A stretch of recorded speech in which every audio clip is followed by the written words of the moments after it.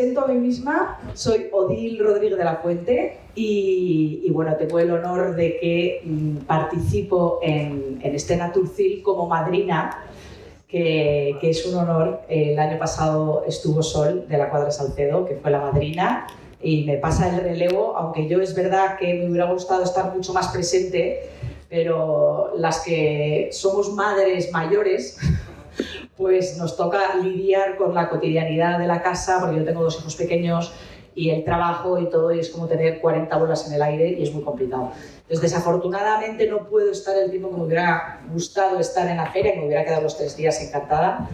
Pero bueno, aquí estoy y hola, sí, y os voy a dar una charla que aproximadamente va a durar 1 hora, así que es de las largas, o sea que tener paciencia, espero que os guste.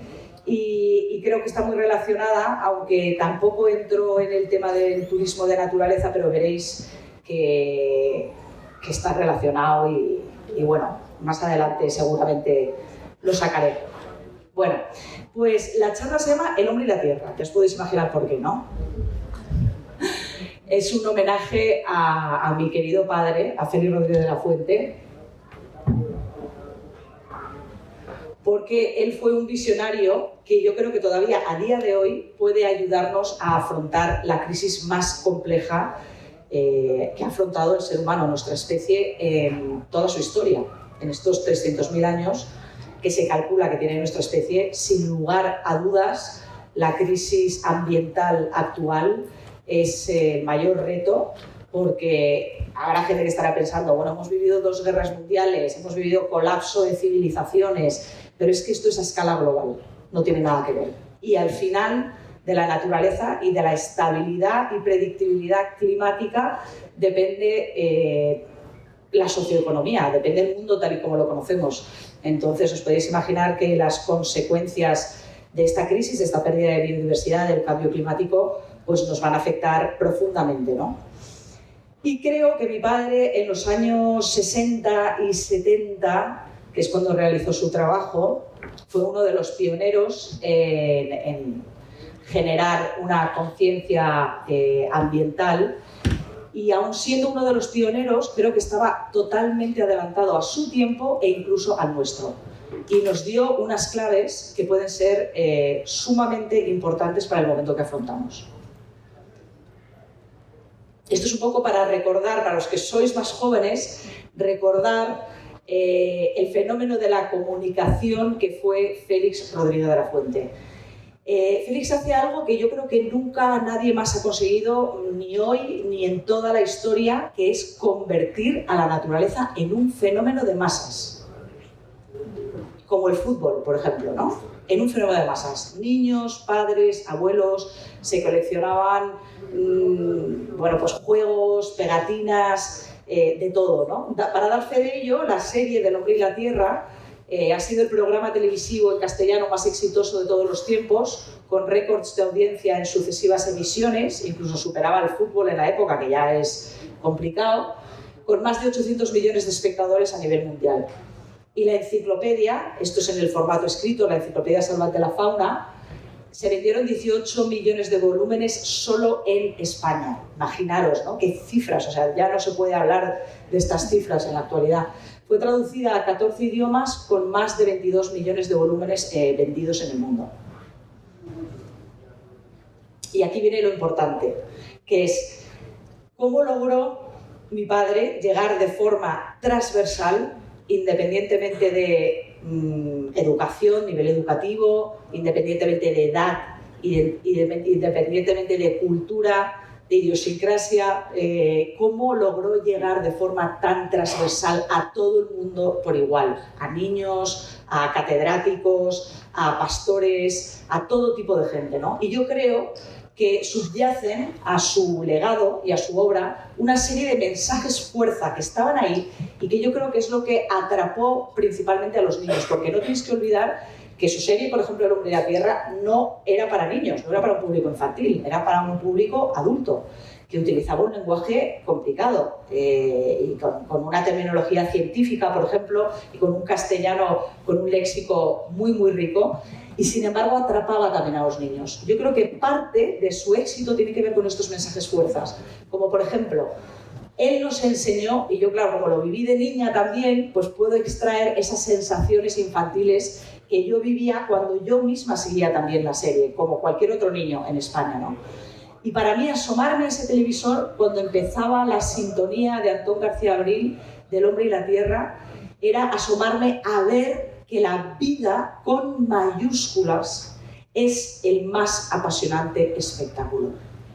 Y es que lo es. Yo alguna vez he utilizado el ejemplo de hay series de ficción o nos venden coches, es decir, cosas inertes, y hacen, pues los profesionales del marketing hacen que sea algo súper atractivo, que parece que si nos compramos ese producto, pues que nos va a ir mejor, vamos a ser más felices, pero si logran hacer eso y captarnos emocionalmente con un producto inerte, al fin y al cabo, imaginaros, a nada que uno sea un buen narrador y nos cuente la historia, que es en definitiva la historia más fascinante del mundo, la historia de la vida, lo que ocurre en ese teatro que está ahí fuera, de vida, con diversidad de formas, con todos esos actores y con todas esas tramas que nos atrapan mucho mejor que ninguna historia de ficción, ¿no? Supera con mucho la ficción.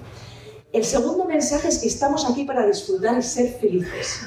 Y yo creo que este es un mensaje sumamente importante, porque desde luego cuando yo estaba creciendo en los años 70, vivíamos todavía con ese legado de la posguerra, de que en la vida uno tenía que sufrir en el sentido de sacrificarse sangre, sudor y lágrimas para ser una persona de bien, estudiar, y que implicaba un gran esfuerzo finalmente encajar en la sociedad para ganarse la vida y ser una persona de bien. Y formaba parte de la vida ese sangre, sudor y lágrimas. El esfuerzo era algo que incluso estaba apreciado. Y muchas de esas personas mayores, que eran referencias de esta persona, pues mira, es un tal, es un cual, es un no sé cuál, no emanaban precisamente felicidad. Era gente que estaba conforme, que estaba satisfecha, que salía adelante, pero no era una persona realizada, no era un referente de una persona realizada.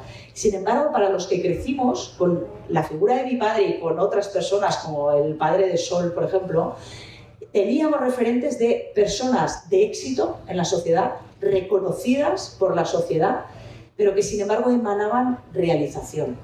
Emanaban que uno podía seguir su vocación, podía seguir sus sueños, podía atreverse a seguir sus sueños, podía forjarse una profesión a su medida, porque de hecho mi padre creó una nueva profesión a su medida, y sin embargo le podía ir bien en la vida, ¿no?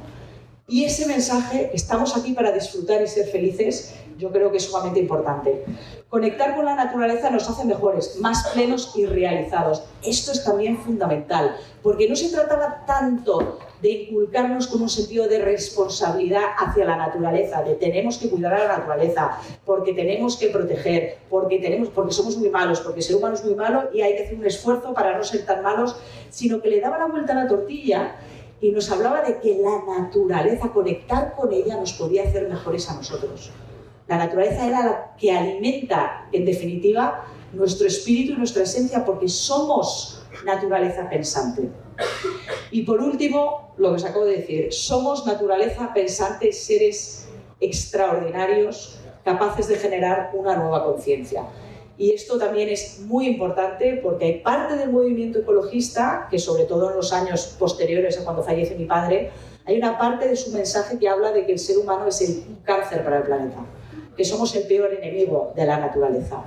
Y que para mi padre la especie que más admiraba y que le preguntaron en varias ocasiones, doctor, ¿cuál es su especie favorita? Y había alguno que decía, el lobo, y otro decía, el halcón. Y decía, no, sin duda es el ser humano. El ser humano le fascinaba como producto de esos cerca de 4.000 millones de años de evolución, que era capaz, esa naturaleza que era capaz de verse a sí misma, de reflexionar, de entenderse, de proyectar hacia el futuro, ¿no?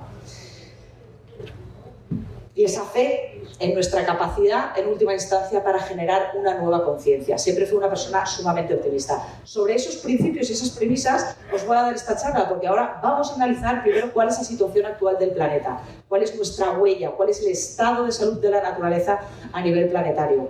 Pero para eso tenemos que hacer primero un ejercicio de humildad, porque la arrogancia es una de nuestras peores características como especie. Ese antropocentrismo nos ha llevado a cometer algunos de los peores errores.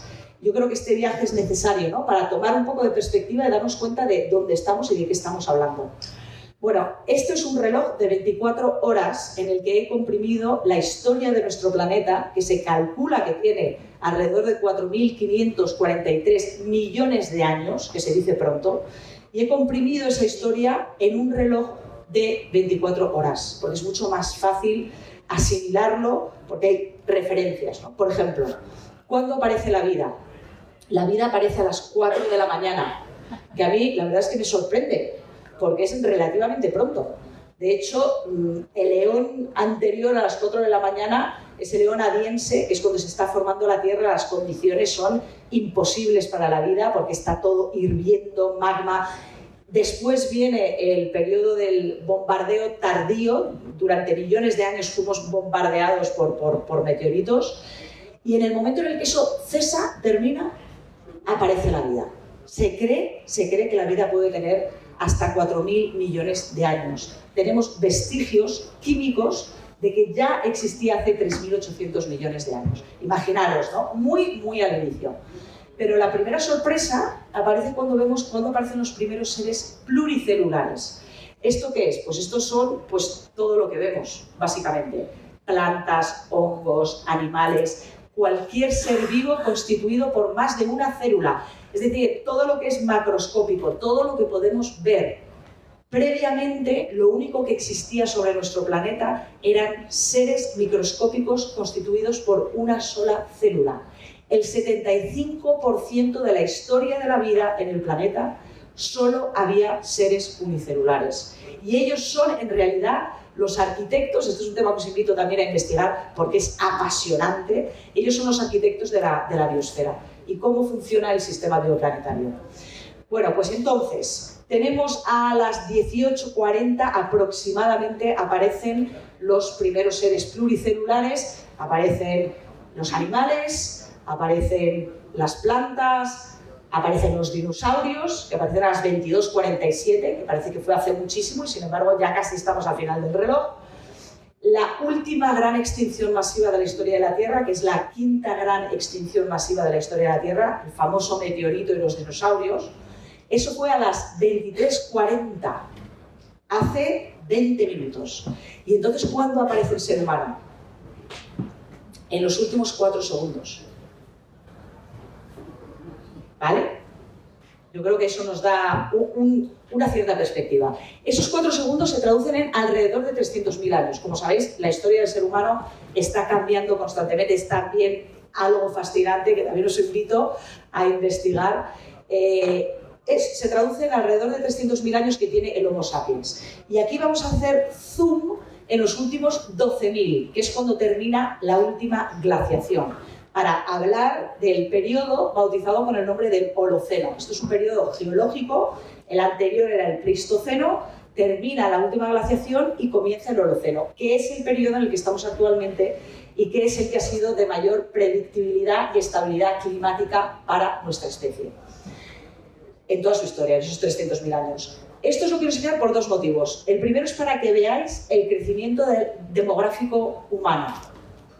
Como veréis, es lineal, totalmente lineal, hasta que llegamos a 1700, 1800, a partir de ahí empieza a ser exponencial. Y a día de hoy, si en 1800 éramos 990 millones de personas, a día de hoy somos 8.000 millones de personas en el planeta. O sea, fijaros el crecimiento exponencial de la población en tan poco tiempo. La segunda razón que lo quiero enseñar es por esta cita de Kant, maravillosa, que nos dice que no vemos el mundo como es, sino como somos. ¿Y eso qué quiere decir? Eso quiere decir que la cultura es importantísima. nuestras creencias, lo que hemos heredado de generaciones anteriores, la educación. Al final nos relacionamos con el mundo que nos rodea y con nosotros mismos a través de las gafas de las creencias. Y aquí es cuando viene la gran pregunta. ¿Es verdad que somos destructivos por naturaleza? ¿Estamos sentenciados a alterar el equilibrio del planeta? ¿O es algo quizá que esté en nuestra cultura? Y yo soy de las que creo que está en nuestra cultura.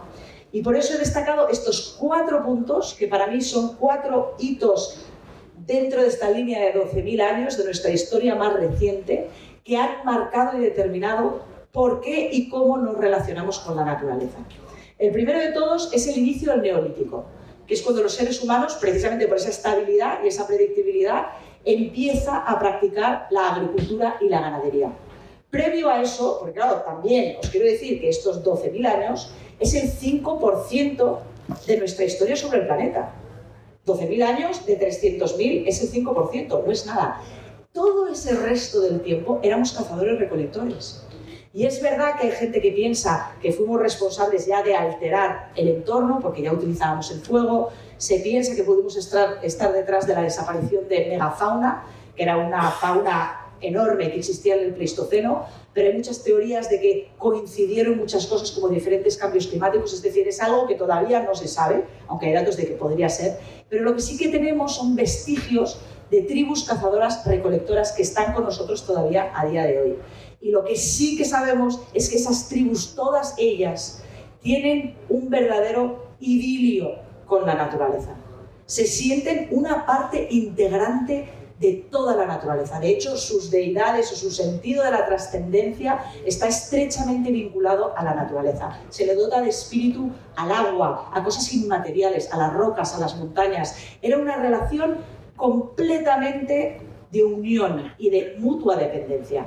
Pero cuando aparece la agricultura y la ganadería, empezamos a desarrollar otro tipo de relación, que es el de posesión. Hay una parte de la naturaleza que me pertenece. Y no solamente me pertenece, sino que yo puedo explotar y manipular esa naturaleza para que me beneficie. El objetivo es que me beneficie. Ese es el punto que yo llamo la gran escisión. Es el primer punto de ruptura de la relación que el ser humano tenía con la naturaleza. El segundo es el descubrimiento de América. ¿Por qué? Porque es la primera gran globalización. Y esto ocurre en el siglo XV, a finales del siglo XV, que había sido un siglo sumamente complejo y difícil para Europa, de crisis económica, de la peste, y de repente descubrimos nuevos continentes. Nuevos continentes cuando todavía no existía la ciencia, con una gran influencia todavía de la Iglesia. No se concebía, por ejemplo, que una especie se pudiese extinguir a manos del hombre. No se concebía. Y de repente conocemos otros continentes prácticamente vírgenes y en nosotros se instala un sentido de que tenemos una naturaleza infinita, con recursos infinitos, que está ahí para que nosotros la explotemos, sin cuestionamientos. El tercer hito es la revolución científica. Tener en cuenta que la revolución científica de los siglos XVI y XVII se fundamenta en gran medida también en pensadores y filósofos como René Descartes. Descartes, de lo que hablaba, era que el único ser vivo que poseía espíritu era el ser humano, que se diferenciaba claramente del resto de la naturaleza, y que la naturaleza funcionaba como una máquina, que era como un reloj, y se podía conocer, se podía diseccionar y escudriñar si se sacaban todas sus partes y se veía cómo encajaban ellas entre sí. A esta visión se le llama una visión mecanicista, y esta es la base de la revolución científica. Es una visión de que la naturaleza funciona como una máquina. Cuando algo se cosifica, no implica el mismo respeto que cuando algo juega en igualdad de condiciones. Por lo tanto, la revolución científica tuvo mucho que ver y nos influye todavía a día de hoy muchísimo en el paradigma imperante. ¿Qué es el paradigma? Que es una palabra así que suena como muy grande. El paradigma es un poco como la cultura, ¿no? Es una serie de principios, de creencias que todos compartimos y en los que todos estamos de acuerdo, ¿vale? Y el tercer hito es la revolución industrial. La revolución industrial, que como sabéis, vino la primera, la segunda. El caso es que se inventa la máquina de vapor, tenemos acceso a los combustibles fósiles y de repente eso es una fuente de energía y una capacidad para explotar el entorno que nos rodea que hace que nuestro desarrollo sea exponencial. Y eso lo veremos más tarde. Y entonces llegamos al sistema socioeconómico actual, que yo no voy a decir que esto es toda una mierda y que esto es terrible y que deberíamos de...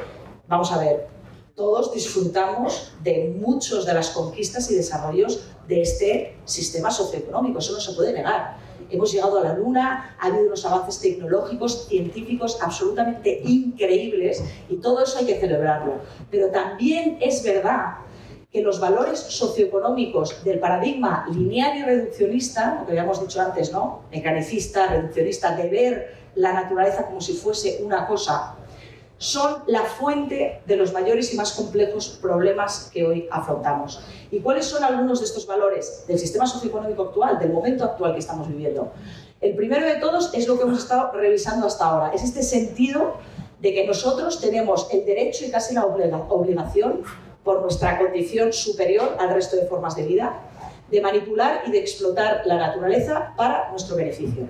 El segundo es que a día de hoy, con el capitalismo, que ya ni siquiera es occidente, ¿no? Es algo global, es un fenómeno global, el consumo es el motor del capitalismo. De ahí, por ejemplo, la obsolescencia programada, que es algo que si uno lo piensa, dice, pero ¿cómo es posible que esto esté programado para que solamente me dure unos años? Si debería de funcionar perfectamente. Pues eso es así, la mayoría de los aparatos tienen una obsolescencia, todo el marketing, todo lo que nos rodea está erigido para que consumamos cada vez más, porque el consumo es el motor de la economía. Y en un concepto lineal, que es el de extraer para hacer el producto en sí, usar y tirar.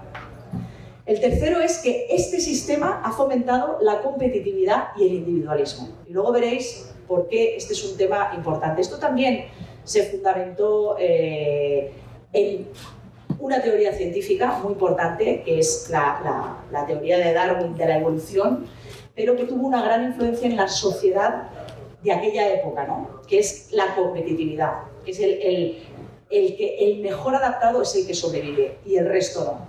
Y esto también dentro del mundo de la ciencia está cambiando, por lo tanto, la influencia que esas verdades científicas tienen sobre la sociedad es muy interesante, porque ahora nos estamos dando cuenta que los mayores saltos evolutivos en la historia de la vida se han debido más a la cooperación y a la sintonía que a la competitividad. Este es un tema también muy interesante que luego tocaremos. ¿Cómo resumimos el sistema socioeconómico actual? En 3 letras, PIB, Producto Interior Bruto. ¿Cómo es posible que a día de hoy nuestra forma de analizar cómo le va de bien a un país, que es analizando su Producto Interior Bruto, si crece o no crece, pero nadie se ha parado a pensar por un momento que entonces eso quiere decir que el PIB tiene que crecer ad eternum cuando los recursos que necesita la economía, porque la economía no puede ser si no tira de los recursos de la naturaleza, son finitos, es decir, se produce una contradicción en términos y sin embargo este es ahora mismo y sigue siendo, y no está siendo cuestionado, la forma que tenemos de medir el bienestar de una sociedad. Es el crecimiento del Producto Interior Bruto. Y esto es muy importante, porque a esto le llaman los científicos la gran aceleración. Es el punto de inflexión. Recordar cuando vimos que el crecimiento demográfico empieza a verse, que empieza a ser exponencial a partir de 1700, 1800, tenemos las revoluciones industriales, pero todo ello no termina de cristalizar hasta después de la Segunda Guerra Mundial, 1950. Y este momento es el momento que se llama la gran aceleración. ¿Por qué? Porque veis todas esas líneas que se disparan de forma totalmente exponencial, hay un crecimiento totalmente exponencial del Producto Interior Bruto, de la venta de vehículos a motor, del crecimiento demográfico, y luego hay otras líneas en color también. ¿Y qué son esas líneas? Claro, es que ese crecimiento ha sido a costa de algo. Pues esas líneas que van en paralelo y que crecen también exponencialmente son la pérdida de hábitats, la pérdida de especies, el uso del agua, la concentración de gases de efecto invernadero, etcétera, etcétera. Es la otra cara de la moneda. Y lo que es muy importante entender, que ahora lo vamos a ver, es que el planeta no tiene nada que ver con una máquina, afortunadamente. Es un sistema enormemente complejo e interconectado que estamos empezando a entender. Pero lo que sí sabemos es que los estresores al sistema vivo de la Tierra, algo que estresa a la biodiversidad, algo que estresa a los contaminantes del agua, algo que estresa a los contaminantes atmosféricos, entre ellos interactúan y se amplifican. Tal ha sido el impacto del ser humano sobre nuestro planeta que algunos geólogos han propuesto que estamos saliendo del Holoceno, que es ese periodo que hemos disfrutado de estabilidad climática, y nos estamos adentrando en el Antropoceno. Os podéis imaginar, porque está bautizado con ese nombre, ¿no? Antropo, de ser humano, ceno. Porque el ser humano se ha convertido a día de hoy en la fuerza de la naturaleza que mayor impacto está causando a escala global. Y aquí hay algunas cifras estremecedoras, pero que nos hablan del estado de salud de nuestro planeta. Primero, la biomasa. ¿Qué es la biomasa? La biomasa es la densidad poblacional.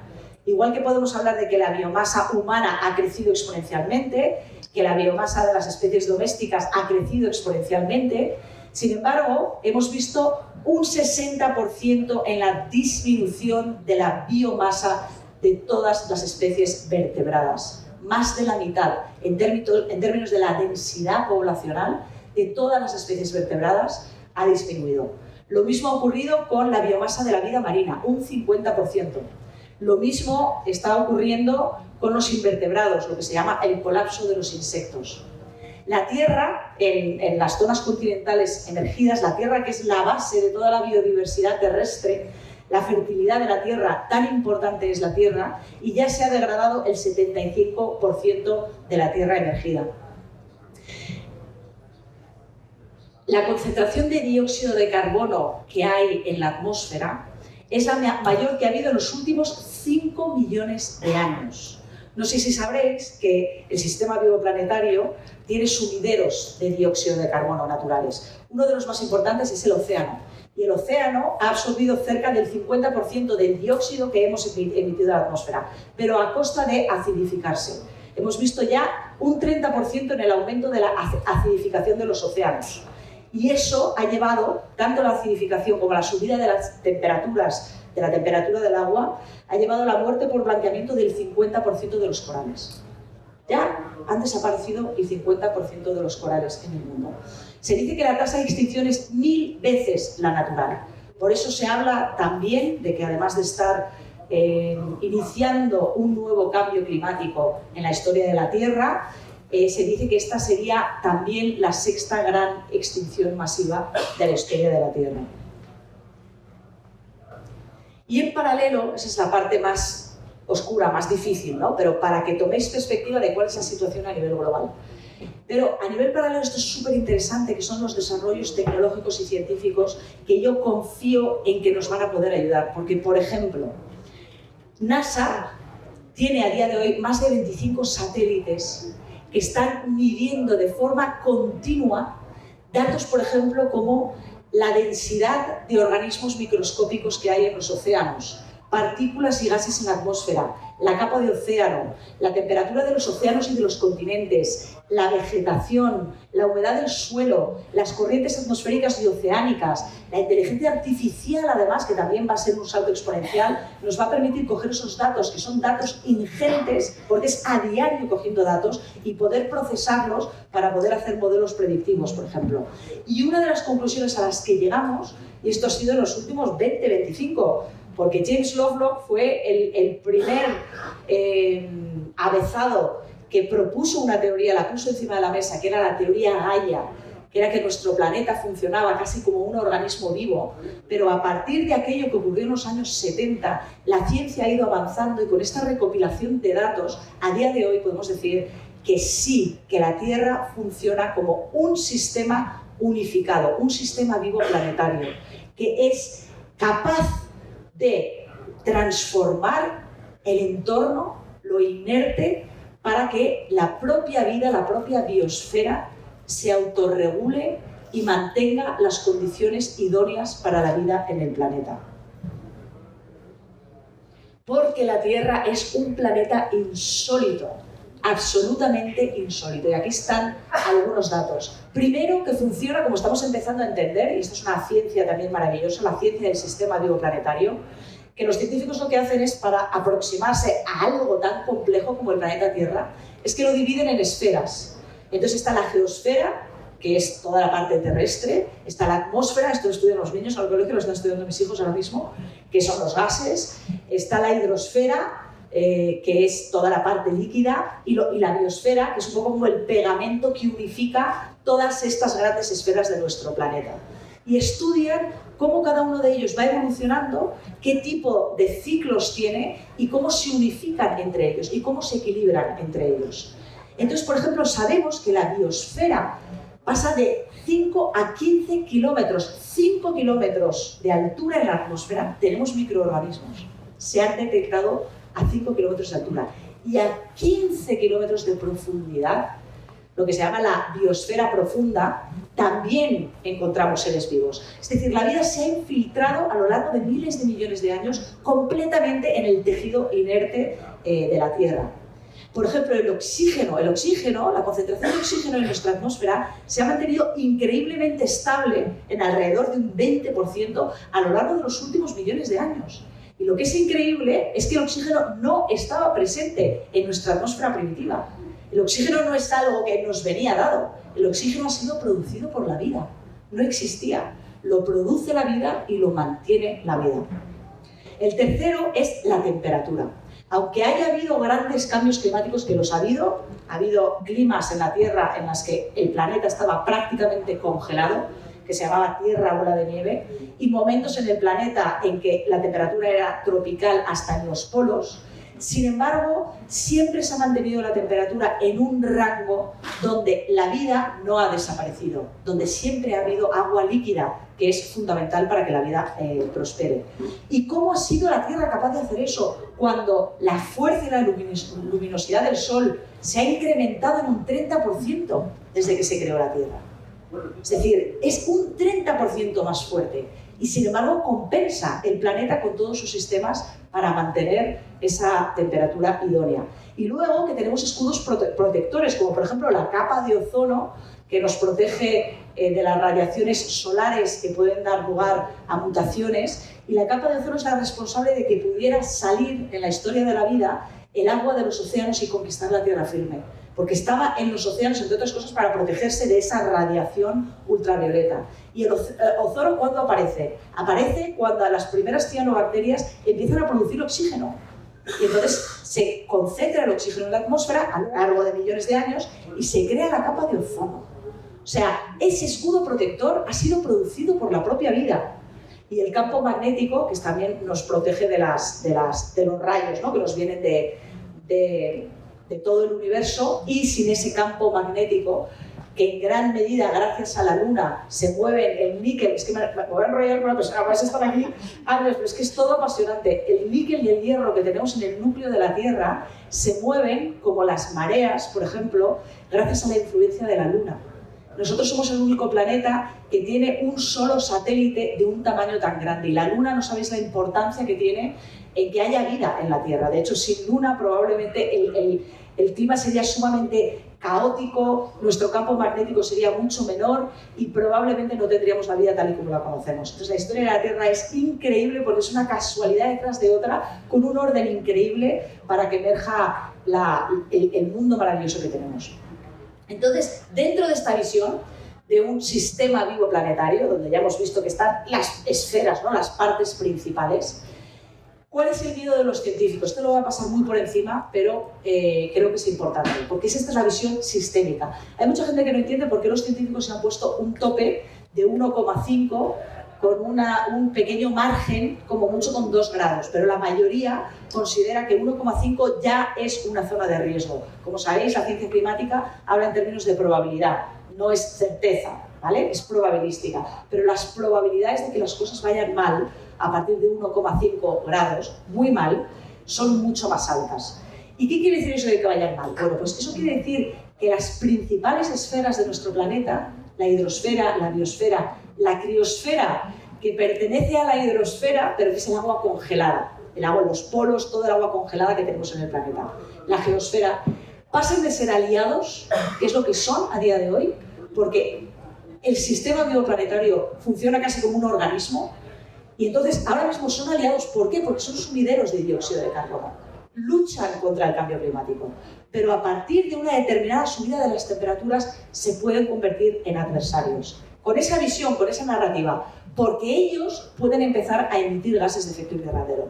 Y eso quiere decir que aunque nosotros paráramos y dijéramos, ay, Dios mío, ¿por dónde va? Nada, vamos a dejar de emitir, ya no habría nada que hacer. Es como que coge una inercia el sistema, porque el sistema siempre busca el equilibrio, pero a partir de un punto, es como cuando tienes una naranja encima de una mesa, ¿no? Que la puedes ir acercando al borde, se mantiene en su equilibrio, pero a partir de un momento determinado se cae y pasa a otro nuevo equilibrio. Pues esto es lo mismo, a partir de una determinada temperatura, estas partes, y no voy a entrar porque si no en otra charla os explicaría exactamente de qué manera cada una de ellas puede dar ese giro, pero puede convertirse en adversarios desde el punto de vista climático y emitir gases de efecto invernadero y que las temperaturas subieran mucho más allá de nuestro control. ¿Cuáles son las consecuencias del cambio climático? Bueno, pues esto yo creo que la mayoría ya sois conscientes, ¿no? Eventos meteorológicos extremos, sequías, incendios, muchos de los cuales estamos ya viendo. Uno de los grandes problemas con esto es que no se trata de que haga mucho más calor en verano o mucho menos frío en invierno. Es que aquí estamos hablando, en ese sistema tan complejo y tan maravilloso que es la Tierra, es que ya estamos empezando a ver cómo hay cambios en las corrientes oceánicas y en las corrientes atmosféricas.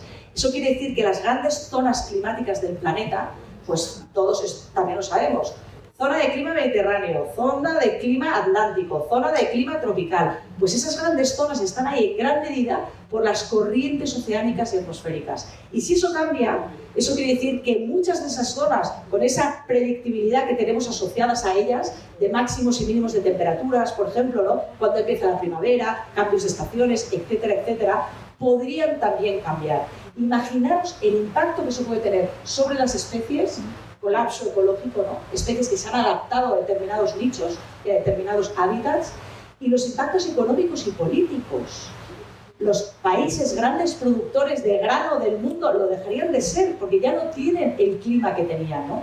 O el agua, por ejemplo. El agua, los acuíferos, el hielo, los glaciares, la nieve, tienen un rol importantísimo a la hora de llenar los acuíferos. Y si se calienta el planeta, ¿qué va a pasar con esas zonas que viven de hielos permanentes para rellenar los acuíferos, ¿no? Y todo lo que hay alrededor del agua y de la comida, imaginaros la trascendencia que eso puede tener a nivel impacto económico y político. Desde luego los impactos sobre la salud, los vectores epidémicos, habréis oído hablar de ellos, los mosquitos, las garrapatas, zonas que se daban en el Ecuador están ampliando sus zonas de incidencia. Y, por supuesto, los sociales, ¿no? Las migraciones, tal y como las conocemos a día de hoy, son una broma al lado de lo que se nos puede venir encima. Es decir, para resumir esta primera parte, porque os prometo que vais a salir inspirados, ¿eh? Os lo juro. Esta es simplemente tomar un poco referencia de cuál es la situación, para hablar con conocimiento de causa. Pero vais a ver cómo al final vais a salir inspirados. Esta primera parte, vamos a cerrarla ya. Si hay aquí algún economista o algún ahorrador o algún financiero o alguien que lleve las cuentas en su organización, va a entender muy bien de lo que estoy hablando. Nuestro planeta es nuestro capital natural de bienes y servicios. ¿Qué hace cualquier persona con 2 dedos de frente que tiene un capital? Trata de cuidar el capital y que rinda el capital, que le dé intereses y vivir de los intereses. Lo que no hace es comerse el capital, que es lo que estamos haciendo nosotros literalmente. ¿Por qué? Porque sacamos recursos, energía y servicios ecosistémicos y ¿qué le devolvemos a la Tierra? Le devolvemos residuos, emisiones, vertidos y destrucción. Es decir, tenemos una relación lineal y extractiva y de explotación con la naturaleza. Y aquí llega la gran pregunta, que es, si tomamos esa perspectiva de cuándo aparece nuestra especie, hace 4 segundos, cuándo empezamos a armarla, que realmente es a partir de la gran aceleración, casi se nos podría perdonar todo lo anterior, ¿no? Pero es relativamente reciente. Y uno dice, si es que somos una especie más, esa es la realidad científica es que somos una especie más, con un don absolutamente extraordinario, que es el don de la conciencia, pero que no nos pertenece, que es un legado de la vida, de la evolución. La naturaleza a través nuestro puede verse a sí misma. ¿Cómo es posible que ese don no lo pongamos al servicio de la vida? ¿Cómo es posible, no? Y para pasar a esta segunda parte, os voy a invitar con esta cita de Einstein maravillosa, que dice que no podemos resolver los problemas con el mismo nivel de pensamiento que usamos cuando se crearon. Es decir, nos invita Einstein a hacer algo que es urgente, que es empezar a cuestionarnos todo, a atrevernos a cuestionar muchas de las creencias que tenemos más metidas en nuestro ADN, porque es fruto de muchas generaciones atrás, a pensar fuera de la caja, a innovar, a crear, a atreverse a ser diferente. Afortunadamente está ocurriendo ya una transformación sin precedentes, que no sale en los medios de comunicación de masas, y esto es una crítica más al propio sistema, porque los medios de comunicación de masas tendrían que estar haciéndose eco de esto a diario, porque aparte de hablarnos de la realidad, que es lo que hemos visto hasta ahora, necesitamos un faro de esperanza y un faro de reconciliarnos con nuestra propia especie y de celebrar la capacidad que tenemos para trabajar juntos y para innovar.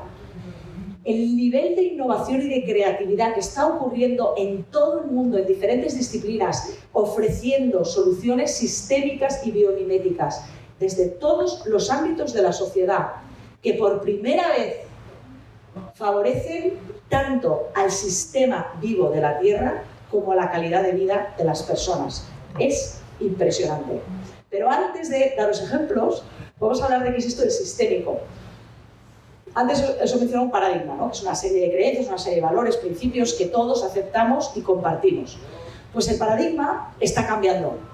Estamos pasando de este en el que todavía estamos, que es el mecanicista, del que hemos hablado, de la revolución científica, el lineal, el que es como más cerrado, ¿no? Y subdivide en partes, analítico, estamos pasando a uno sistémico. ¿Y cuáles son las diferencias? Bueno, pues el analítico sobre todo surge y coge mucha fuerza en la revolución industrial, cuando se inventan las máquinas. Imaginaros lo que supuso para aquella gente la máquina a vapor, la cantidad de trabajo que podían hacer a lo mejor 200 personas y lo hacía una máquina. Es decir, lo que se pasó a reverenciar eran las máquinas y la máquina era el punto de referencia. Hoy son los ecosistemas. Entre otras cosas porque nos hemos dado cuenta de que la vida no funciona como una máquina, y en un ecosistema y en el propio planeta Tierra y en nuestro propio cuerpo tenemos algo que se llaman propiedades emergentes. ¿Y eso qué es? Pues como la conciencia, por ejemplo. ¿Dónde está la conciencia? No está en ninguna parte en particular. Es fruto de la interacción de todas las partes. Es decir, la vida, la naturaleza, funciona de una forma tan superlativa que ¿cómo vamos a utilizar como referencia una máquina teniendo a la naturaleza como guía y como inspiración? El analítico se fundamentaba en jerarquías. Las jerarquías, y todavía de hoy las tenemos piramidales, eran fundamentales para que pudiera funcionar un grupo. Y sin embargo, el sistémico se fundamenta mucho más en las redes. Y este es un ejemplo, es Internet. Es algo multidireccional, multinivel, es otra forma de organizarnos. El analítico fomentaba la competitividad. En los años 80, que os voy a contar, ¿no? De los yuppies, de que no se comparte la información. El sistémico, sin embargo, es las sinergias. Tiene que fluir la información, la energía, todo tiene que fluir. Agarrarse a algo denota miedo. Y no tiene por qué haberlo si hay abundancia. El flujo y las sinergias y colaboración consiguen mucho más que si cada uno hacemos la guerra por nuestra cuenta. El analítico analiza, tal y como dice la palabra, y el sistémico sintetiza. En lugar de decir, uy, voy a analizar un árbol a ver cuáles son las partes del árbol, lo que dices, ¿y este árbol, en este bosque, cómo se conecta al resto de árboles? Uy, está la Wood Wide Web debajo, por las raíces, pero luego este bosque a nivel ecosistema y a nivel del mundo resulta que procesa, que coge, es decir, es una visión mucho más totalitaria y holística. Y en el analítico son líneas rectas, eso que os he dicho antes, extractivo, ¿no? Y el sistémico son círculos. Un ejemplo de una visión sistémica es la circularidad. Aquí podemos ver lo que hemos dicho antes, ¿no? Esta jerarquización que todavía se da dentro de muchas empresas, totalmente piramidal, con una parte de arriba, diferentes departamentos que son además estancos, donde apenas hay comunicación entre ellos, y esta es una lógica sistémica de lo vivo, donde vemos que hay una conexión en diferentes dimensiones y en todas las direcciones. Otro ejemplo de cómo funciona esa lógica sistémica es la circularidad en los ecosistemas. En la naturaleza no hay basura, no hay basura.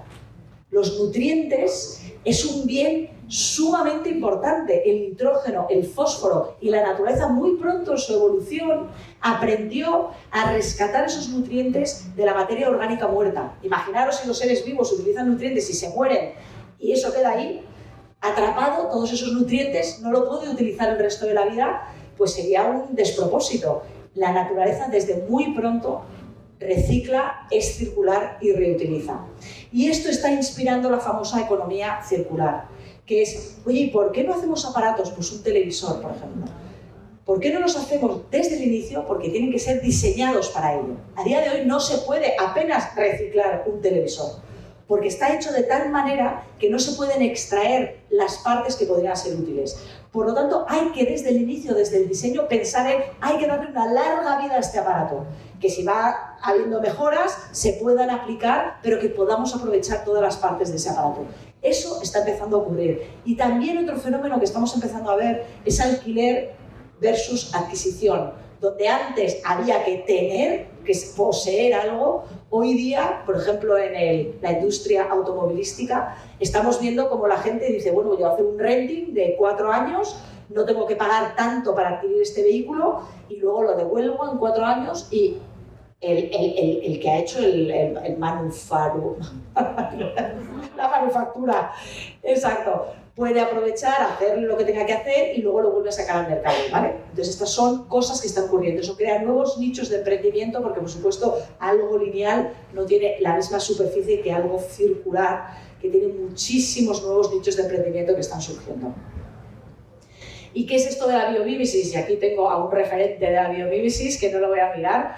Es una disciplina que a mí me vuelve absolutamente loca y que esto sí que os invito de verdad a buscarlo porque es que es una maravilla. Los ejemplos, lo que se está haciendo es para ponerte la mente, pero es básicamente lo que hemos estado hablando, ¿no? 4.000 millones de años prácticamente de evolución de la vida sobre nuestro planeta. 5 grandes extinciones masivas, cambios climáticos, movimientos tectónicos, y la vida se adapta y perdura y crea cada vez más abundancia y más diversidad.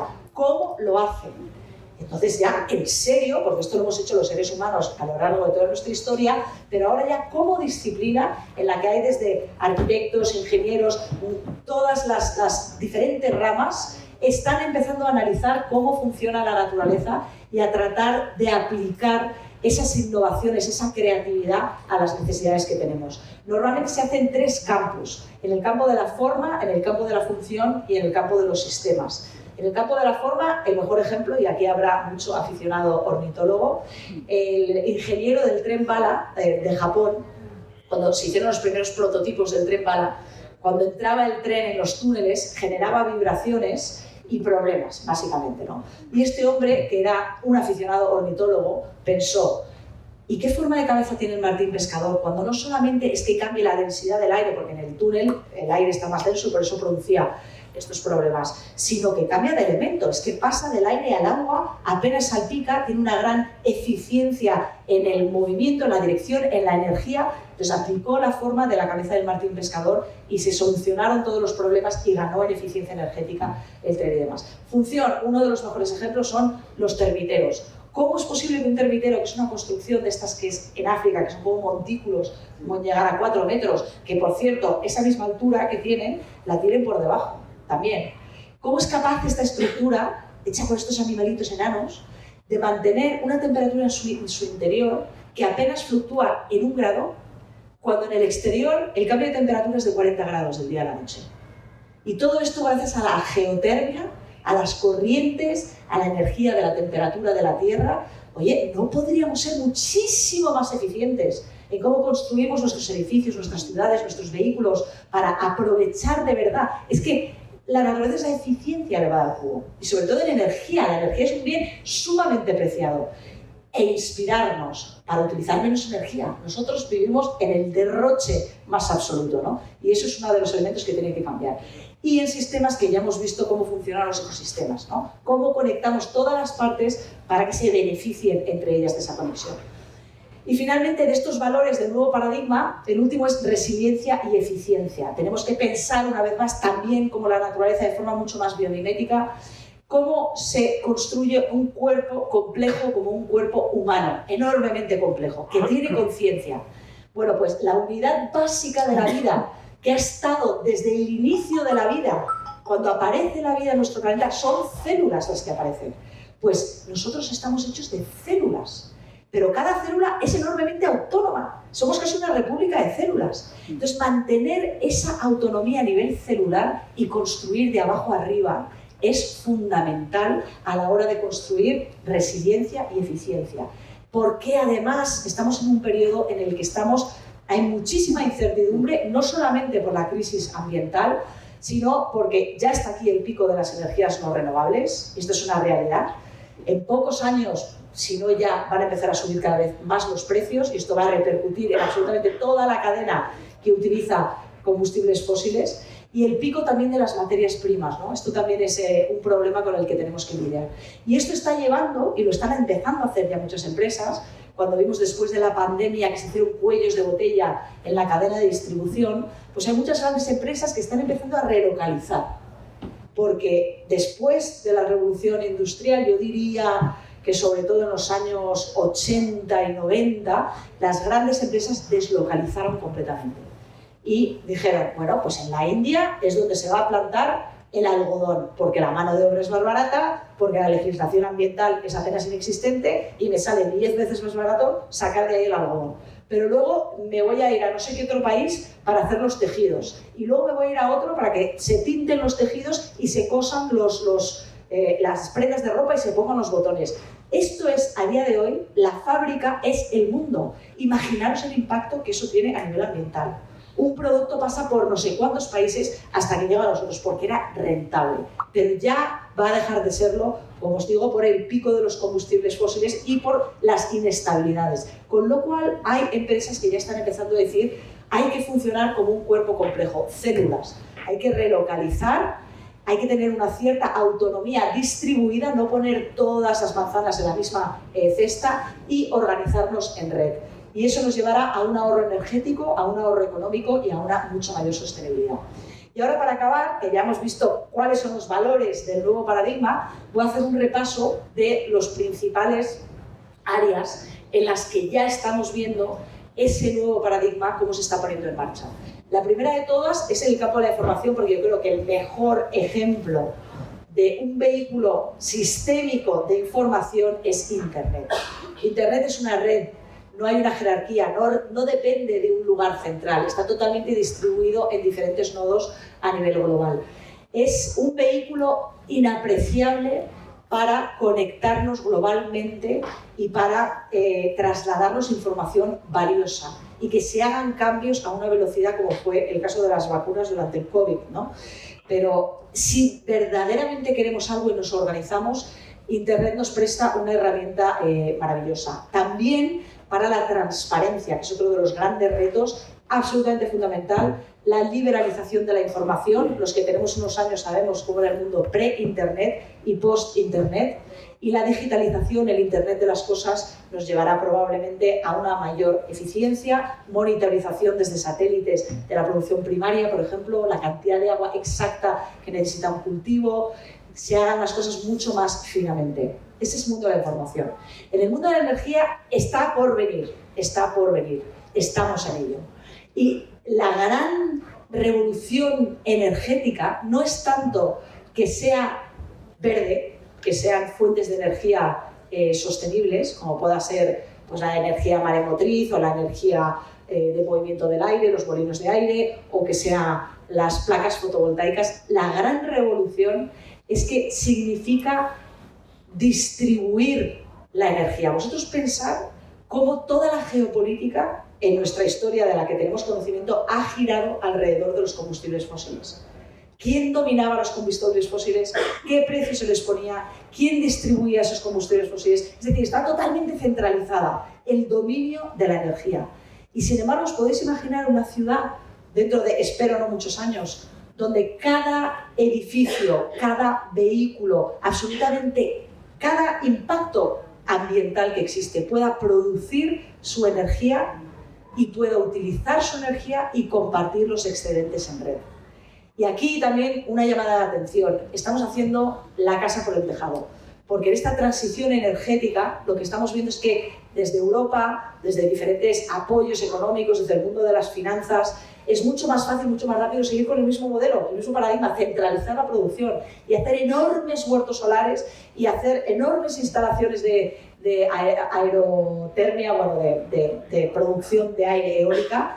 Y sin embargo es el mismo modelo. Yo cada vez que hablo con una empresa de estas y me dicen es que no es suficiente con aprovechar los impactos, no se va a producir suficiente energía para la energía que necesitamos. Y yo les digo, bueno, pero vamos a empezar por hacernos más eficientes, que debería de ser prioritario. ¿Cómo hacemos que nuestros edificios sean más eficientes energéticamente, que no tengamos que gastar tanto? Y por fomentar el autoconsumo. Y si no hay suficiente, entonces pasamos al otro paso.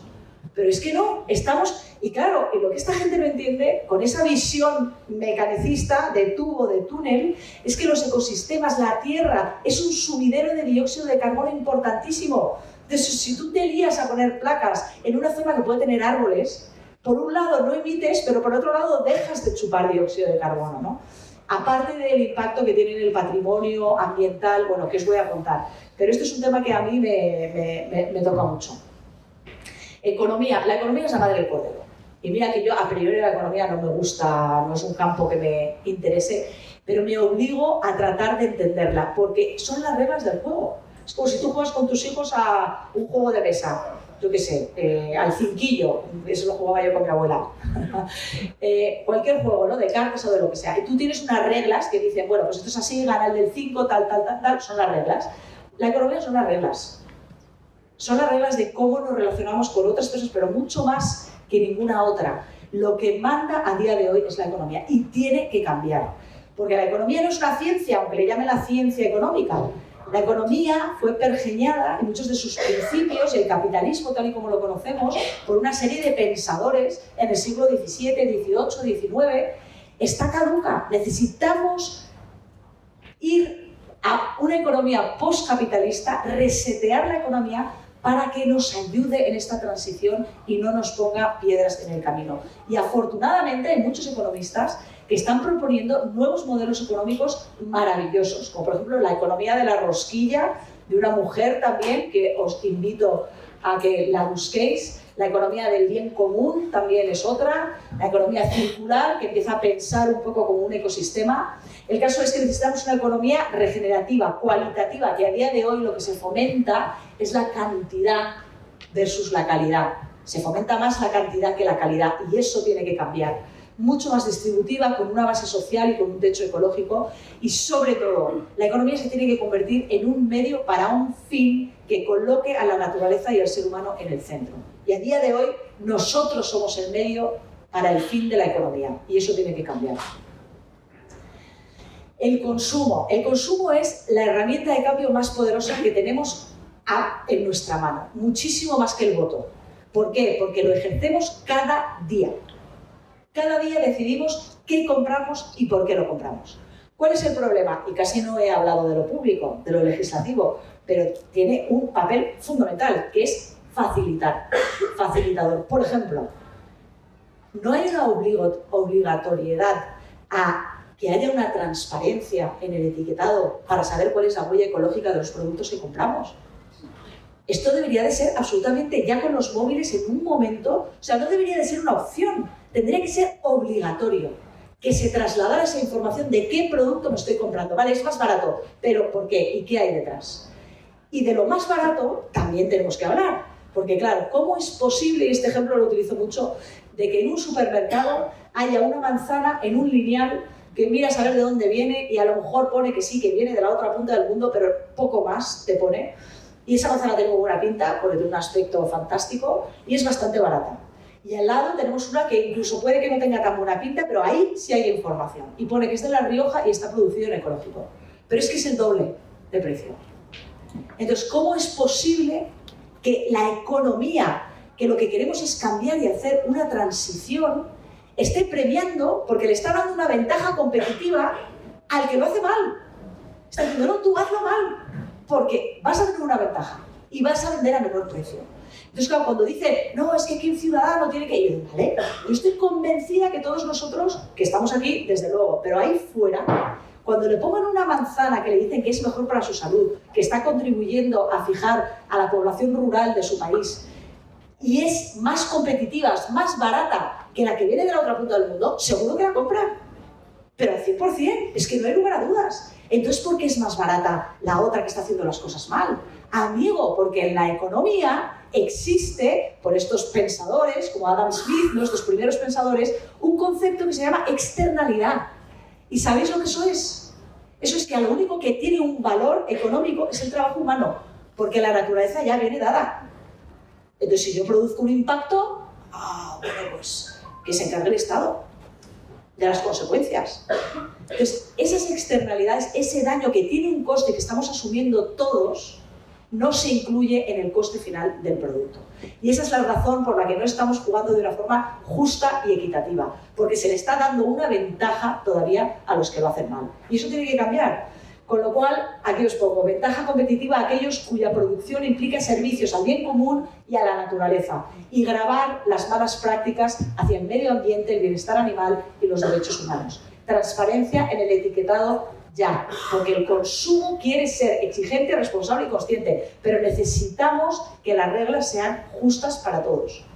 Bueno, ciencia, tecnología e innovación, aquí también muy rápidamente, que se haga siempre con el objetivo del bienestar humano, de calidad de la vida humana y el bienestar del sistema vivo planetario. Que lo que se haga no se haga solo para que nosotros salgamos ganando a costa de la naturaleza, porque nos pasará factura. Y si es verdad que se pueden hacer, como el ejemplo de la biomímesis, lo hemos visto, podemos perfectamente encajarnos con el resto de la naturaleza. En sociedad están pasando cambios interesantísimos. En las ciudades están empezando a utilizar el término de renaturalizarse, dejar que entre la naturaleza, los cambios que están ocurriendo en movilidad. Así que, aunque muchos de estos cambios no se hagan bien, porque no se hace fácil, muchas veces parece cuesta arriba y que nos carga, ¿no?, a nosotros, pero mantener en mente que esto nos va a llevar a un lugar mucho mejor. ¿Cómo se puede comparar una ciudad sucia, con ruidos, donde la gente no tiene apenas espacios comunes porque está pensada para que uno esté en su casa y luego se vaya al trabajo, pero poco más, a una ciudad del futuro, ¿no? Ciudades que funcionan como esponjas, que administran el agua que cae sobre ellas, otro mundo, ¿no? Entonces, aunque esa transición necesite de muchos ajustes, y sobre todo a nivel público, para hacer que sea mucho más atractivo y que no nos resulte un peso, aún así, quiero que os imaginéis hacia dónde vamos encaminados, porque esta transición va a mejorar nuestra calidad de vida, pero muy, muy sustancialmente. Y el que diga que ser más sostenible es un esfuerzo y un sacrificio es mentira. Al revés, va a ser una liberación en todos los sentidos. Bueno, habéis visto, ¿no?, sociedades rurales vivas, porque para mí es que hay mucha información, pero por no teneros aquí demasiado tiempo. Pero las sociedades rurales son fundamentales, son como las células de un cuerpo humano. Necesitamos, y creo que van a tener cada vez más importancia, sociedades rurales vivas, que son los verdaderos interlocutores con el medio, con la naturaleza. Educación, bueno, pues ¿qué os voy a contar? Seguimos con el mismo modelo educativo de principios del siglo XIX. El mismo. Niños separados, bueno, y ahora ya niños y niñas, pero vamos, niños y niñas separados, divididos por edades, con exámenes como forma de evaluar. Tenéis que tener